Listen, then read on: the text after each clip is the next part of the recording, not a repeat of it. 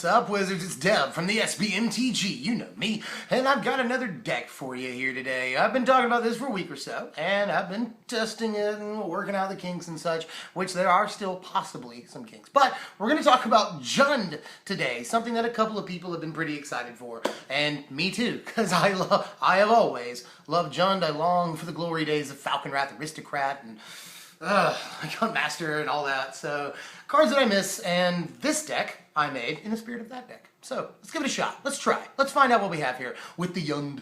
Well, let's run into the creatures real quick. We've got, eight 2-drops in this deck. No 1-drops. We're going to start with 3 copies of Sylvan Caryatid. Now, obviously, 3-color deck. You need this good early speed bump. Blocks a lot of things and doesn't get removed. Sylvan Caryatid doesn't need much explanation. We're going to run 4 copies of Satyr Wayfinder. I bet you know why. There's really no reason to explain this either because we're playing with Barabos. We're only playing 1 Commune with the Gods. I'll get to that a little bit later, but we are running the standard 4 copies of our buddy here, the Wayfinder. We're going to run 1 silver bullet copy of Den Protector. Now, this actually, like I've said before, this does so much work for you and is a good card. So I'm just doing the 1 copy. I'm tempted to put a copy in the board here, but we'll see. We'll see about that. I do really like Den Protector though, probably more than I should, I'll admit to that, but it is a more than fine card. It often just gets the removal out of the graveyard that you've already used. Target another guy. We're running 3 copies of another pretty familiar dude. This is Courser of Kruphix. If you haven't met this guy yet, where the F have you been? This is Courser of Kruphix, and he just does the things. Let's get into the higher dollar stuff here. We've got 3 copies of Stormbreath Dragon. He's been a major player for a couple of years now, and this is no different. We're running Jund. So we like our big mid-rangey dudes that are hella splashy and just win the game. And, you know, Stormbreath has been that for like 2 years, and I don't see any reason for him not to be that in this deck. We're running 2 copies of an all-star in this deck.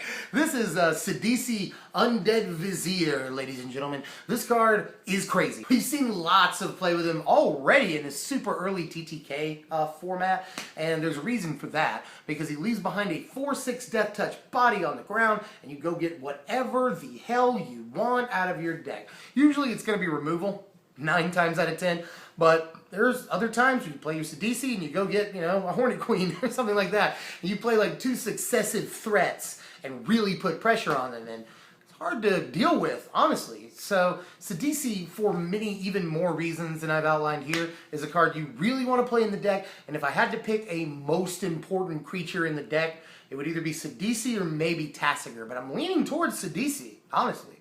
We're running 1 copy of the Hornet Queen. The Queen of the Hornets. Again, there are definitely more copies on the board here, but Hornet Queen just does so many good things. Now, we're not doing crazy Nykthos stuff, so we can still hardcast her later on with really not much trouble at all. We probably, definitely, certainly will make it to the later stages of the game against a lot of things, and Hornet Queen is just unbelievably dumb against Abzan and every aggro strategy. So I'm playing Hornet Queen. Hopefully you won't begrudge me that. We're running 2 copies of Tasigur, the Golden Fang. I think I did that out of order. We're running 2 copies of Tasigur, the Golden Fang. Again, he just does all the things. He's been crazy in Standard for 2 months now. So crazy that the camera shook. That's how good he is. Tasigur is dumb. When you get him out, he'll do even more stuff for you in this deck, and he's super easy to get out. We do have quite a few little removal pieces that we'll be using early game to fill up our graveyard. We've got fetch lands, so Tasigur, pretty stock, I would say, a decision in something like this, and he's no worse here than he is anywhere else. Tasigur's crazy. And finally, in the creatures, we're going to round it out with 1 copy of Dragon Lord Atarka, which I apologize for. No, this card's crazy. You whip this guy into play, and you win the game. More or less win. You know, you hit something or a bunch of stuff for a total of 5. You swing 8, you get the lifelink, and you've just swung 16 points of life and killed some stuff. If you played your cards right, literally. So, Dragon Lord Atarka. This started off as 2 copies, but as I remembered, like, oh yeah, Tasigur's good. Oh yeah, Stormbreath Dragon's really good. Oh, there's Hornet Queen.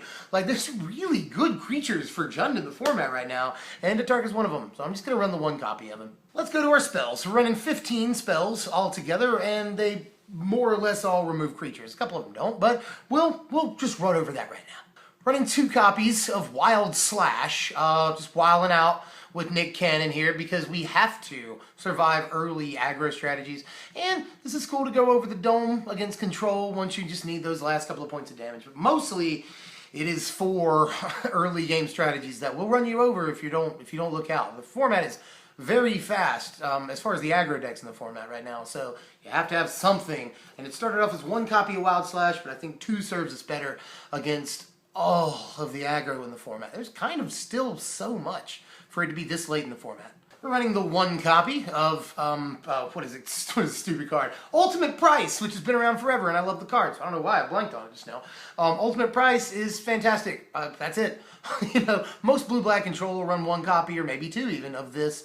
And we're no different. We're not a control deck or anything, but when you run across Ultimate Price, when you top deck it, it's a fantastic card. Will almost always have a target, is nearly never dead. That's why we're only wanting the 1 copy, though, because we want to be smart about Ultimate Price. We're going to run 3 copies of Hero's Downfall, the opposite of Ultimate Price, and then you can just kill whatever you want with this thing.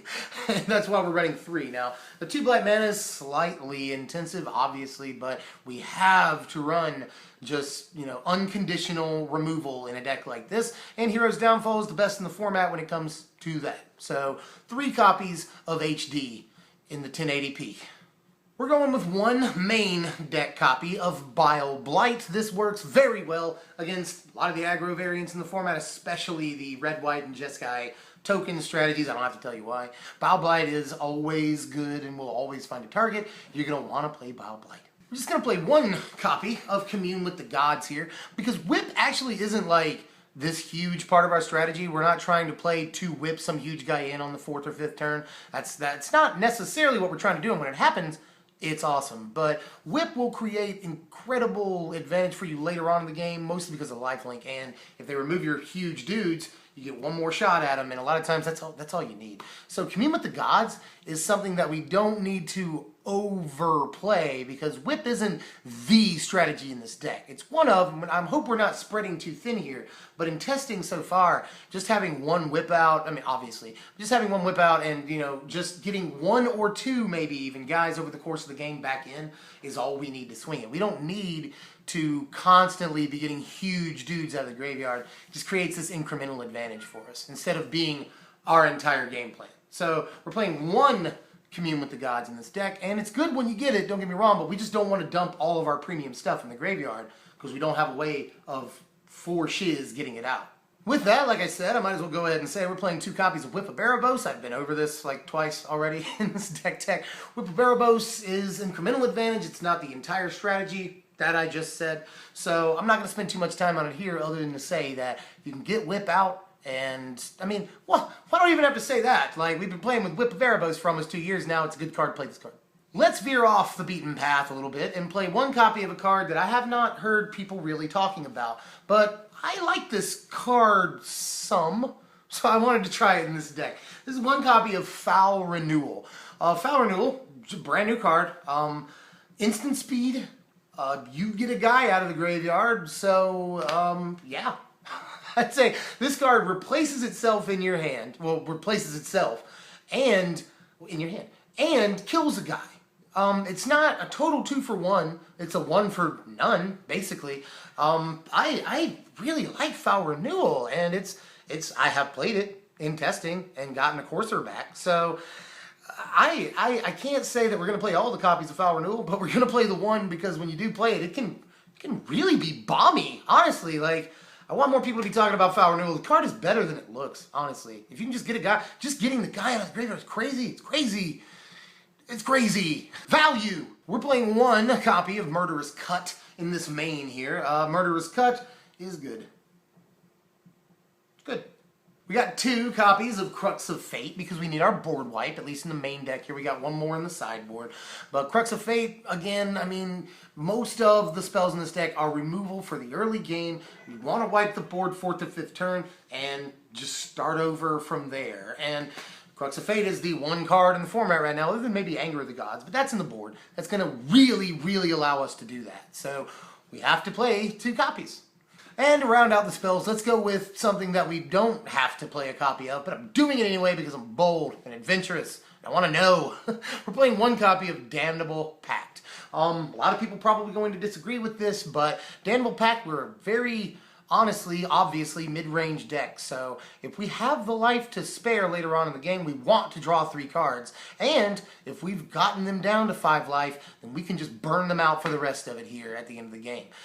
There are other ways to do that. Obviously, we've got Wild Slash in here. But Damnable Pact, man, you just need that last 4, 5, 6 points of damage in the very late game. Damnable Pact will do that for you and do it very well. We played Profane Command, 4 or 5 years ago, and now we can play Pact. And I'm not saying that it's the best card ever and that we always want to play it, but so far, I really liked it. Let me know how you feel, because I think this is probably the most arguable thing in the deck. And I think this is one of the more arguable decks that I've ever made on this channel. Honestly, there are so many things that could go into Jund right now. So many ways it could be built. It could be a ramp deck, it could be a reanimator deck, it could be a control deck, it could be a mid-range deck.